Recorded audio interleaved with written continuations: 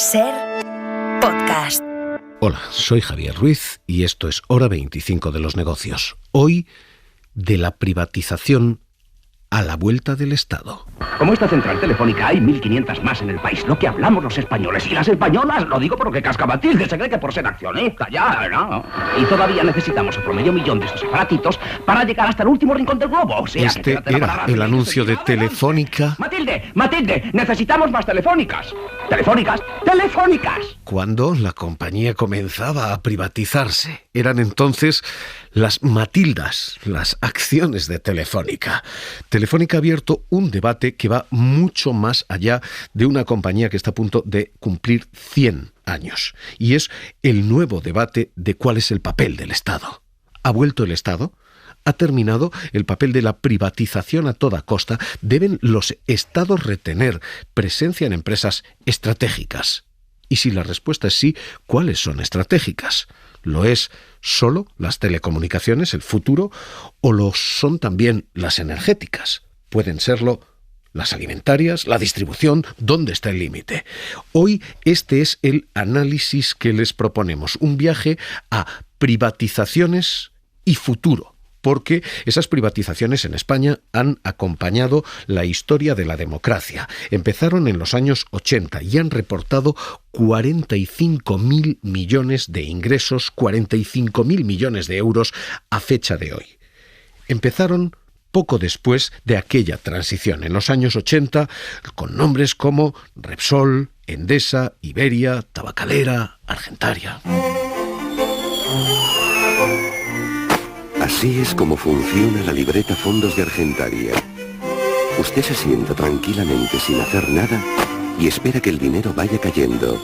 Argentaria le garantiza hasta 56.000 pesetas anuales por millón. Libreta Fondos. En aquellos tiempos de la peseta se comenzó el ensayo en los años 86. Entonces se empezó a privatizar una empresa pública, concretamente el 39% de lo que entonces era Gas y Electricidad Sociedad Anónima. GESA, la filial de Endesa. Y después, en el 87, llegó otra privatización, el segundo ensayo, el de Acesa, con un tramo ya destinado a inversores particulares. Y se crearon entonces organismos que casi tenían como único interés exclusivo el de privatizar y controlar el perímetro del Estado. Fueron el famoso INI, el Instituto Nacional de Industria, el Instituto Nacional de Hidrocarburos y Patrimonio, con filiales como Teneo, que se encargaron de privatizar cosas como Endesa. Es líder del sector energía eléctrica. Genera el 53% de la energía eléctrica nacional. Y es una de las compañías más rentables de Europa. Endesa forma parte del primer grupo industrial español, Teneo. Estamos creando riqueza. El Estado retrocedía y vivimos dos etapas de privatizaciones muy claras. La primera, la de empezarlas, las de hacerlas de manera parcial, las de 1984 a 1996. Fueron entonces 70 operaciones de venta que reportaron al Estado 13.200 millones y que lo que buscaban era menguar el Estado, racionalizar, entonces se decía el Estado, racionalizar y reestructurar un sector público que lo controlaba prácticamente todo. Y empezó a privatizarse Endesa, como acaban de escuchar, y Repsol.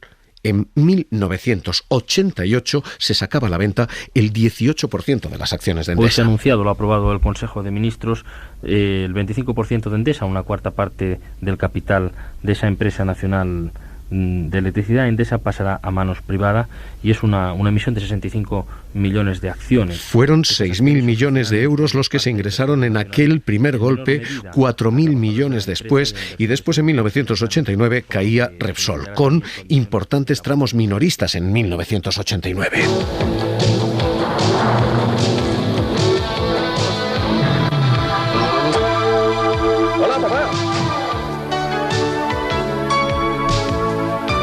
Por muy dura que sea la vida de un coche, si por dentro le protege la avanzada tecnología de Repsol Supermultigrado, todo lo demás tiene arreglo. Eso duró hasta 1996 y esa fue la etapa de las tentativas. Se vendían, se privatizaban unas pequeñas partes de empresas, pero el Estado seguía estando presente. Hasta llegar ese año. En 1997 y sobre todo en 1998 se produjo la explosión. El Estado retrocedió definitivamente, desapareció de todas las empresas públicas porque se privatizó el 100% de muchas empresas. Fueron los años en los que, por ejemplo, Telefónica, 1997, vendía casi un 21% de sus acciones con un ingreso de 3.700 millones de euros. En el futuro no cambiará lo que dices, cambiará cómo lo dices. En el futuro seguirás hablando de emociones, de ideas, de experiencias. Aquella privatización la anunciaba quien hoy es mano derecha de Isabel Díaz Ayuso, entonces portavoz del gobierno de José María Aznar, Miguel Ángel Rodríguez. El Consejo de Ministros ha aprobado esta mañana distintas medidas económicas, entre ellas la venta de la participación estatal en Telefónica. Y después llegó Argentaria. Y también 29,9% salía a la venta, lo había anunciado Solbes. Eso viene ya desde hace algún tiempo. El gobierno tomó en su día la decisión de poner en marcha algunas privatizaciones específicas, caso a caso, no poniendo en tela de juicio el dominio del Estado en algunas de estas empresas. Pero ese dominio del Estado fue cayendo poco a poco. Así que vivimos esas dos etapas, del 84 al 96 de privatizaciones parciales, 97 y 98 empezó la privatización generalizada. Y fueron salidas del Estado de Telefónica, salidas del Estado de Argentaria, salidas del Estado de Tabacalera, con 1.700 millones de ingresos. Así que lo que vivimos hasta literalmente los años 2000 fue un único camino. El Estado se apartaba, la iniciativa privada se encargaba. Pero llegó el año 2000 y con el siglo XXI ha empezado a redibujarse todo esto y esa unanimidad y ese afán privatizador ha empezado a resquebrajarse y lo hacía con un nombre, con Iberia. Vaya, pero ¿qué veo aquí? Cuánta gente inteligente, cuánto futuro. Veo un arquitecto, un jardinero, un deportista, una economista. Oh, es lunar. ¿Tú serás actriz? Bueno, no estoy seguro de lo que llegarán a ser, pero sí estoy seguro de que todos ellos viajarán en avión. Por eso he comprado acciones de Iberia.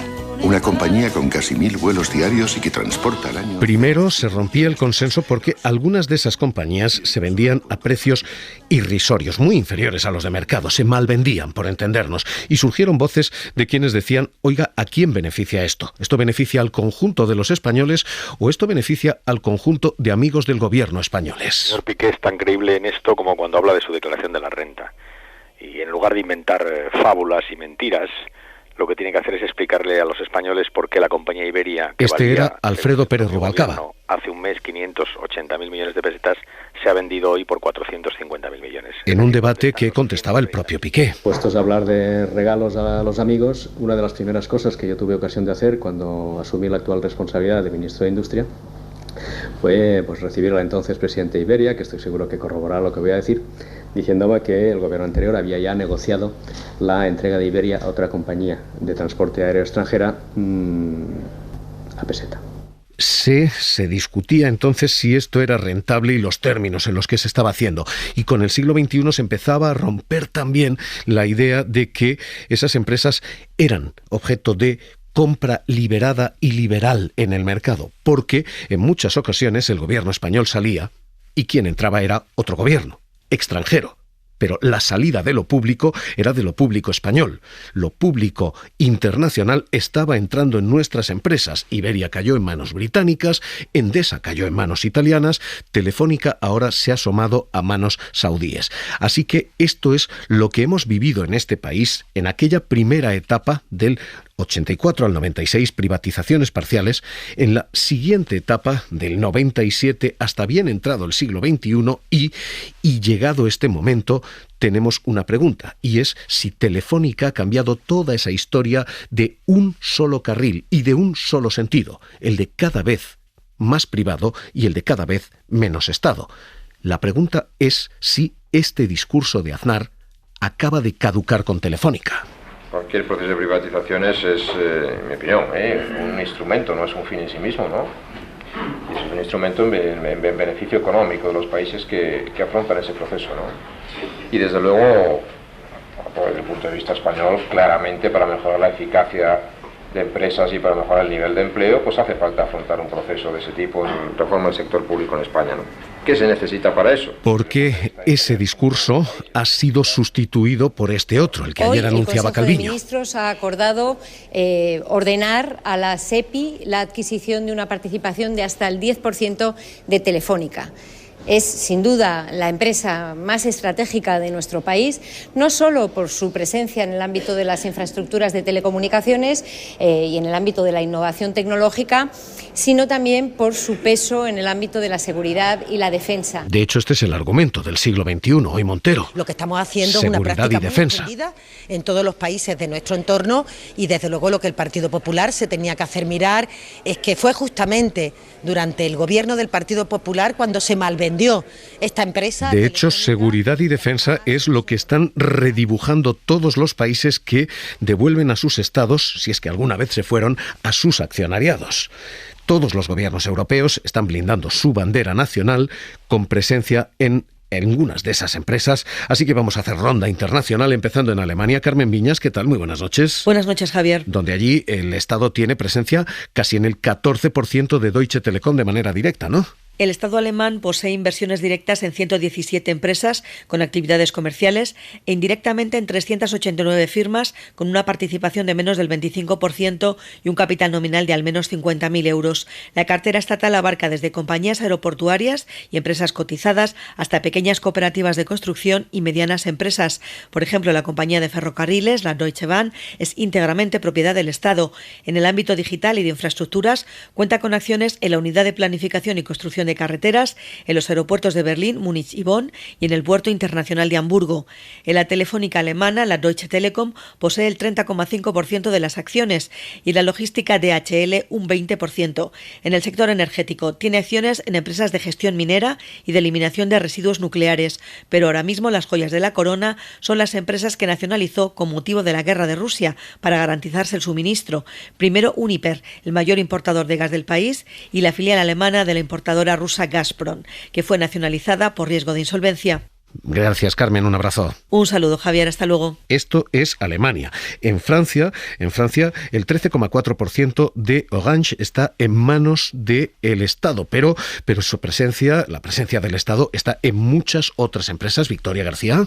Que el Estado promueva la creación de compañías públicas y proteger las de la competencia se llama la doctrina Colbert. Fue un ministro francés del rey Luis XIV quien le dio contenido y denominación, y Francia al día de hoy lo aplica en casi todos sus estamentos. Macron decidió nacionalizar EDF, la compañía de electricidad francesa y la mayor productora del país, y su primera ministra lo justificaba así. Asumir la soberanía de esta empresa para asegurar el suministro en tiempos de guerra o en tiempos de crisis.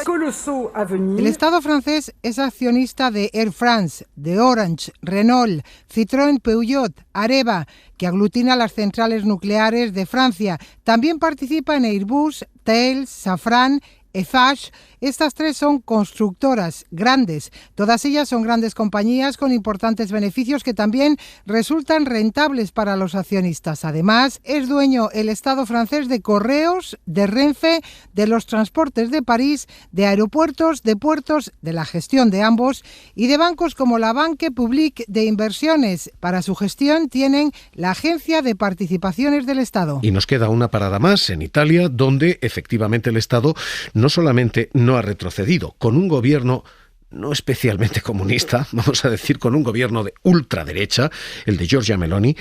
Desde agosto se ha dado luz verde a ampliar la presencia del Estado, a comprar un 20% de Telecom Italia y tiene presencia en muchas más empresas. Joan Soler, Roma, ¿qué tal? Muy buenas noches. ¿Qué tal? Fue una locura, Javier, la privatización de la cosa pública en los años 90, también en Italia. Algunos querían privatizar incluso las carreteras que se han construido en un siglo con los impuestos de todos. Bien, pues compañías públicas que habían levantado los consumidores y los usuarios en décadas, empresas de distribución energética, de transporte público, autopistas o telefónicas, consideradas estratégicas, se privatizaron de un día para otro para especial negocio de unos pocos, cuando no para especial especulación y abuso de grupos financieros, en ocasiones rozando la quiebra de alguna de las privatizadas. Ocurrió en Telecom Italia. Su ex administrador delegado Cattaneo recibió en el 2016 una indemnización de 25 millones de euros por solo un año de trabajo.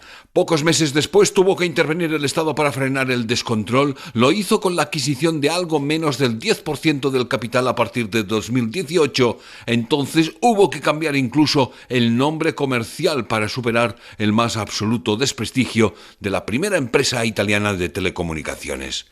El Estado italiano ha ejecutado operaciones similares de intervención en antiguas compañías públicas que fueron privatizadas en el sector energético, industrial, en infraestructuras como autopistas, en Le Poste, Correos, en la antigua Alitalia o en su histórica compañía telefónica, entre otras, porque sigue considerando todas ellas de alto interés estatal. Para estas adquisiciones Italia utiliza, como sabes, Javier, su tesoro, la caja fuerte de los ahorros de los italianos, la Caja Estatal de Depósitos y Préstamos, dependiente del Ministerio de Economía, caja cuyo valor total de actividad en el balance consolidado de 2021 fue de casi 500.000 millones de euros, nada menos. Joan Solés, gracias, un abrazo. Buenas noches. Esta es ahora mismo la fotografía, la de un sector público y la de un Estado que parece estar volviendo y que plantea muchas cuestiones en esta vuelta.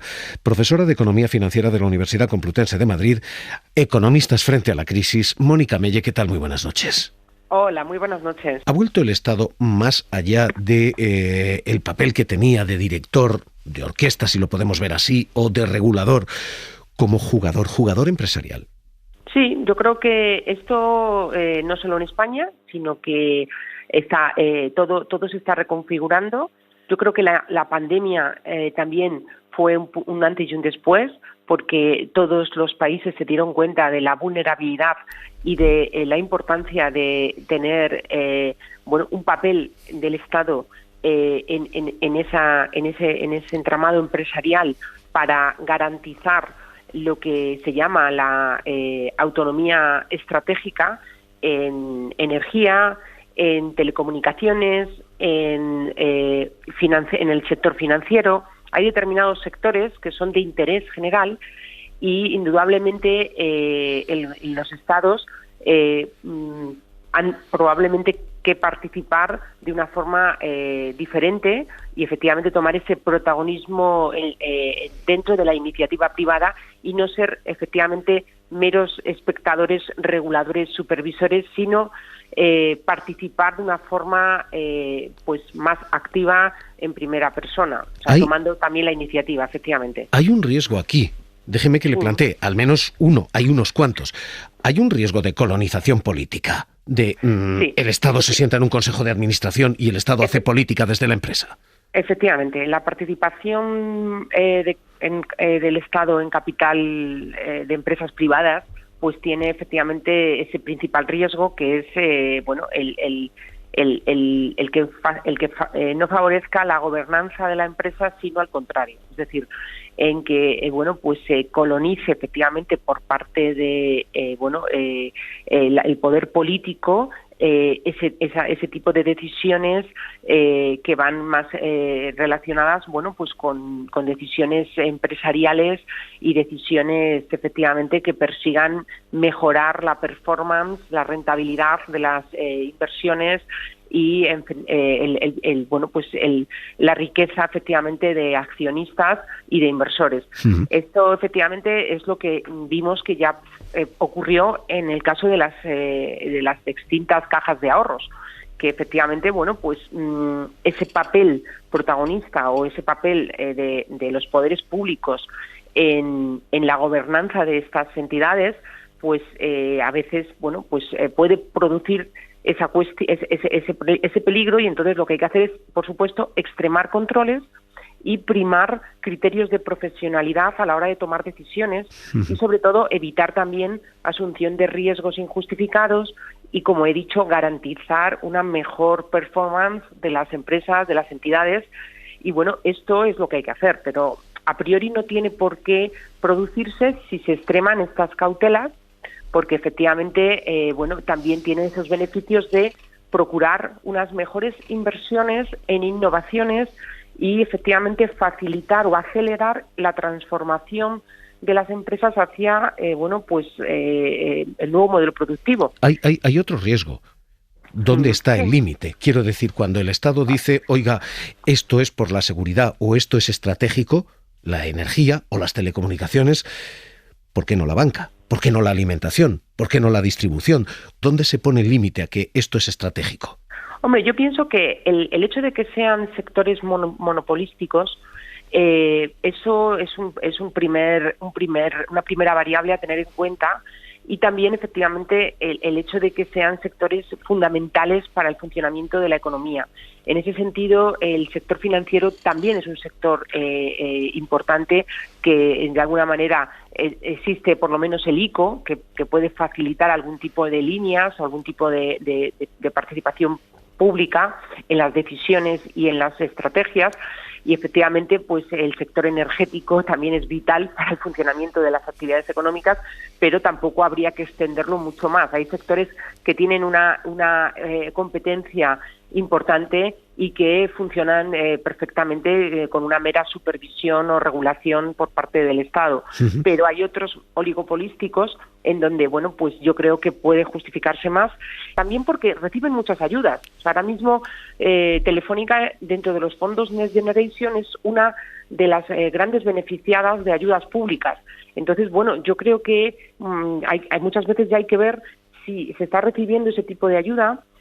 Habrá que también tener una forma de reversión a la sociedad con determinado tipo de decisiones que beneficien efectivamente al conjunto de la sociedad, y por eso se puede entender esa participación en el accionariado de lo que es el sector público, en este caso a través de la SEPI. Pues Mónica Melle, profesora de Economía Financiera de la Complutense de Madrid, Economistas frente a la crisis, gracias por estar en Hora 25 de los negocios. Un abrazo.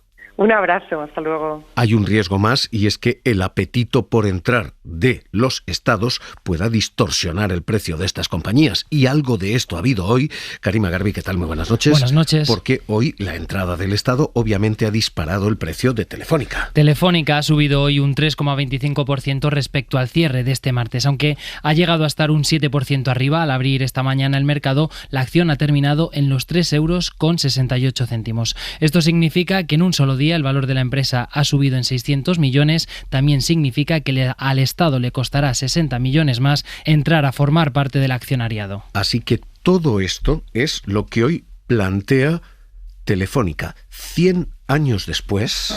Te mando un beso. Telefónica, ahora un beso. ¡Haz fuerte! ¡Mua! Esta es la publicidad con la que Telefónica celebra sus 100 años. Un beso. Si en los últimos 100 años la tecnología nos ha permitido dar más besos que nunca. Muchos besos, mami. Y 100 años después sigue estando en el centro del debate. ¿Cuál es el papel del Estado en la empresa más vivo que nunca? En los próximos 100.